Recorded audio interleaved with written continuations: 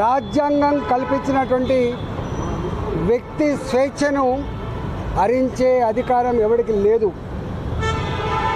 కేవలం anti social elements, దేశద్రోహుల మీద, టెర్రరిస్టుల మీద, ప్రజల ప్రాణాలను హరించేటువంటి దుర్మార్గుల మీద ఏ నిఘా అయితే ఇంటెలిజెన్స్ వ్యవస్థ పెట్టాలో వాళ్ళ మీద కాకుండా ప్రతిపక్ష పార్టీల నాయకుల మీద, నాయకుల కుటుంబ సభ్యుల మీద, నాయకుల పిఎస్లు, పిఏలు, పిఆర్ఓల మీద, చివరికి నాయకుల గన్మెన్ల మీద కూడా నిఘా పెట్టడమే కాకుండా, ఫోన్ ట్యాపింగ్ చేయడమే కాకుండా నాలాంటి వాడు ఏ క్షణంలో ఎక్కడ ఉన్నాడు, ఎవరితో మాట్లాడుతున్నాడు, ఏం చేస్తున్నాడు, ఇట్లాంటి నిఘా ఇవాళ కొత్తగా పెట్టలే.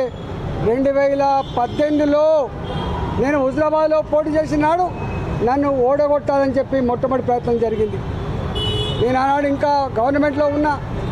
2021లో హుజరాబాద్ బై ఎలక్షన్స్ వస్తే 6 నెలల కాలం పాటు అక్కడ ఎన్నికల ప్రచారం జరిగితే పొద్దున్న సాయంత్రం నేను ఏ కార్యకర్తతో మాట్లాడుతున్నా, ఏ ప్రజలతో మాట్లాడుతున్నా, ఏం మాట్లాడుతున్నా ఇవన్నీ కూడా ట్యాప్ చేసి రాత్రి కల్లా వాళ్ళ ఇళ్ళలో పోయి, బిడ్డ నువ్వు ఈటల ఆయనతో మాట్లాడినావు, ఇది మాట్లాడినావు, నువ్వు ఆయనకు కనుక సపోర్ట్ చేస్తే ఇగో నీకు నష్టం ఇది జరుగుతుంది, లేకపోతే నీకు ఇగో ప్రలోభ పెడతా అని చెప్పి డబ్బుల ఆశ చూపి, పదవుల ఆశ చూపి, అధికారంతో బెదిరించి ఇవాళ ఓడగొట్టేటువంటి దుర్మార్గమైన ప్రయత్నం చేసినట్టుగా ఇవాళ వందల ఎవిడెన్సెస్ ఇవాళ ఇక్కడ చూపించడం జరిగింది. మా నాయకుల మధ్య జరిగిన సంభాషణను కూడా ఇవాళ కాల్ డేటాలో వాళ్ళు చూపించడం జరిగింది. 2023లో గజ్వేల్లో పోటీ చేసినప్పుడు కానీ, మళ్ళీ హుజరాబాద్లో పోటీ చేసినప్పుడు కానీ ఇదే దుర్మార్గమైనటువంటి పద్ధతి కొనసాగింది.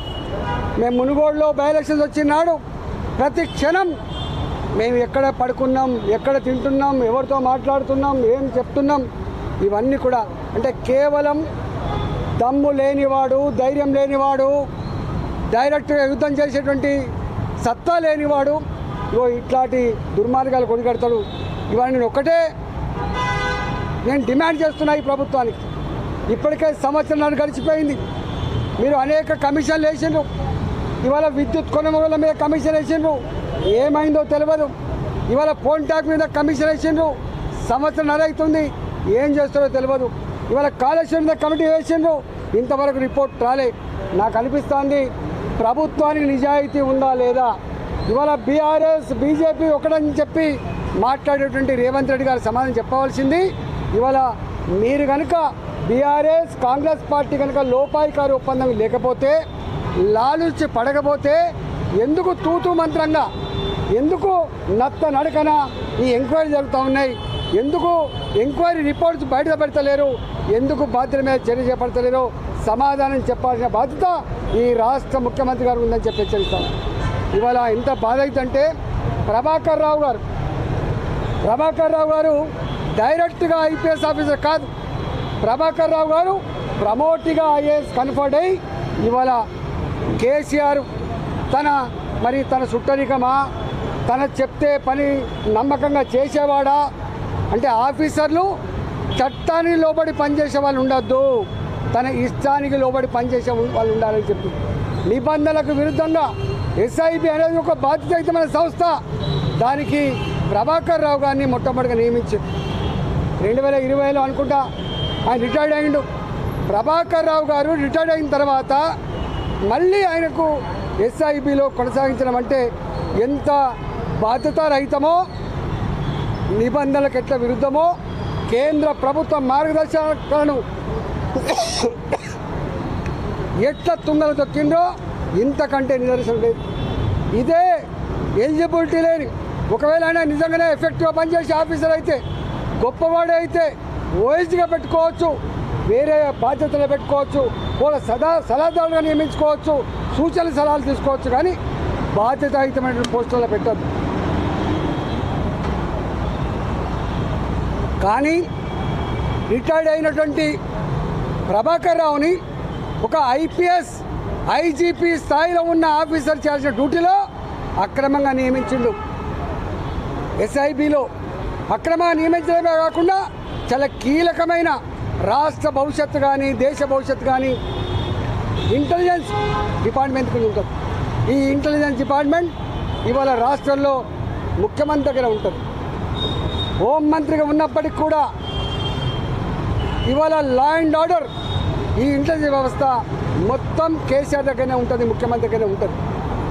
మరి ఆ ఇంటెలిజెన్స్ కూడా ప్రభాకర్ రావు గారినే ఇల్లీగల్గా ఆయనకు ఎలిజిబిలిటీ లేకున్నా కూడా అంత కీలకమైన బాధ్యతలో 9 నెలల పాటు ఇంటెలిజెన్స్కి ఎస్ఐబికి వారు నియామకం కాబట్టి మొన్న వాళ్ళ ఇంటర్వ్యూ చూస్తూ ఉంటే ప్రణీత్ రావు గారు కావచ్చు, భుజంగరావు గారు కావచ్చు, లేదా రాధాకిషన్ రావు గారు కావచ్చు, ఇతరులు ఎవరు చెప్పినా పైన ఉండ మా అధికారుల యొక్క ఆదేశాల మేరకే ఇవన్నీ కూడా చేసినామని చెప్తా ఉన్నారు. అంటే సమాచారాన్ని సేకరించిండ్రు. ఇవాళ సమాచారాన్ని అందించడమే కాకుండా వాళ్ళు ఆదేశిస్తే దాన్ని కాలబెట్టేటువంటి దుర్మార్గాలు కూడా ఊడగట్టమని చెప్తున్నారు. దాన్ని మొత్తం తీసుకుపోయి మురికి కాలంలో వేసినాం, మూసిలో వేసినామని చెప్తా ఉన్నారు. స్వయంగా ప్రభాకర్ రావు గారు చెప్పిన మాట ఏంటంటే, నేను ఆదేశించినటువంటి వాళ్ళ ఫోన్ నంబర్లే కాకుండా ఇవాళ కింద ఉన్న వాళ్ళు ఇంతకుముందు చెప్పిన ప్రణీతిరావు గారు కావచ్చు, భుజంగరావు గారు కావచ్చు, రాధాకిషన్ రావు గారు కావచ్చు, ప్రైవేట్లో ఉన్న శ్రావణ్ కుమార్ రావు గారు కావచ్చు, వీళ్ళందరూ వేరే ఫోన్లను కూడా ట్యాప్ చేసిండ్రు. బిజినెస్ పీపుల్ ఒక ఫోన్ నంబర్లు కావచ్చు, సినిమా రంగంలో ఉన్న వాళ్ళు కావచ్చు, ఇవాళ అనేక వాళ్ళ ఈ ఫోన్ ట్యాప్ చేసి బాధ అనిపించే sad part of the democracy. ఒక రాష్ట్రానికి గవర్నర్గా ఉన్న ఇంద్రసేన్ రెడ్డి గారి ఫోన్ ట్యాప్ అయిందంటే ఈ రాష్ట్రంలో ఉన్నటువంటి ప్రజాస్వామ్యాన్ని కాపాడే, ప్రజాస్వామ్యాన్ని అమలు చేసేటువంటి జడ్జిల ఫోన్లు ట్యాప్ చేయడం, స్వయంగా మంత్రుల ఫోన్లే ట్యాప్ చేయడం, ఎమ్మెల్యేల ఫోన్ ట్యాప్ చేయడం ఇవాళ ఎంత దుర్మార్గమైందో మనకు అర్థం కావాలి.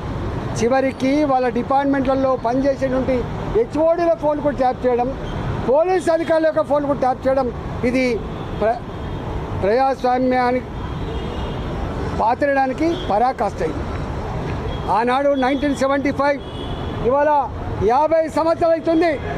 ఆనాడు వ్యక్తుల స్వేచ్ఛను హరించి ప్రజాస్వామ్యాన్ని చెరబట్టి మొత్తం దేశాన్ని జైలుగా మార్చి ఆనాడు ఇందిరాగాంధీ 1975లో ఎమర్జెన్సీ చట్టాన్ని పెట్టి వేల మంది మీద కేసులు పెట్టి వందల మందిని జైలు పాలు చేసి ఇవాళ కొంతమందిని అడ్రస్ లేకుండా సావగొట్టినటువంటి నల్ల చీకటి అధ్యాయాలు మళ్ళీ ఇవాళ ఈ రూపంలో కనబడతా ఉన్నాయి. నేను ఒకటే డిమాండ్ చేస్తూ ఉన్నా, ఇవాళ 50 సంవత్సరాలు గడిచింది ఈ దేశంలో, ఎమర్జెన్సీని తీసుకొచ్చి 50 సంవత్సరాలు గడిచింది. ఇవాళ మనం గవర్నర్ల ఫోన్లు, జడ్జిల ఫోన్లు, స్వయంగా మంత్రుల ఫోన్లు, ఎమ్మెల్యేల ఫోన్లు, ఇవాళ బాధ్యతాయుతమైనటువంటి సంఘంలో పేరున్న వాళ్ళ ఫోన్లు ట్యాప్ చేసి వాళ్ళ బలహీనతల మీద దెబ్బ కొట్టి ఇవాళ అనేక రకాల అక్రమాలు, దుర్మార్గాలు జరిగినట్టుగా మనకు అర్థమవుతూ ఉంది. కాబట్టి ఈ ఎంక్వైరీ అయితే ఉందో నత్తనడక జరగకుండా దీంట్లో ఎవరు ఆదేశాల మేరకు ప్రభాకర్ రావు గారు ఇలాంటి పని చేసిండు, ఇవాళ కింద ఉన్న అధికారులు ఎవరు ఆదేశాల మేరకు చేసిండ్రు, ఎందుకు కాలబెట్టాల్సి వచ్చింది, ఎందుకు మొత్తం చార్జ్ చేయాల్సి వచ్చింది, ఇవన్నిటి మీద సమగ్రమైన ఎంక్వైరీ జరగాలి. రేపు ప్రజాస్వామ్యం బతుకుండాలంటే, రాజ్యాంగం మీద ప్రజలకు విశ్వాసం కలగాలంటే, ఫండమెంటల్ రైట్స్ ఉండాలంటే తప్పకుండా ఇప్పుడు కనుక చర్య తీసుకుంటేనే ఈ దేశంలో ప్రజాస్వామ్యం వర్ధిల్లుతుంది.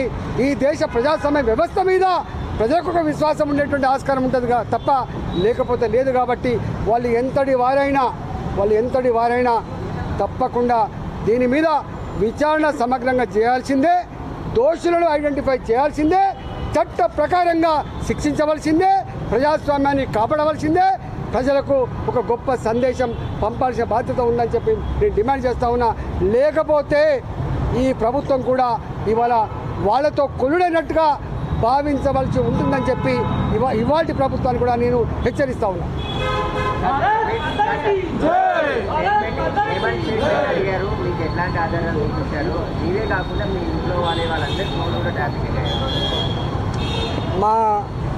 మా వైఫ్, మా భార్య నడిపేటువంటి జమునా హ్యాచరీస్ ఫోన్ నంబర్లు కూడా మొత్తం ట్యాప్ చేసిండు టోటల్గా.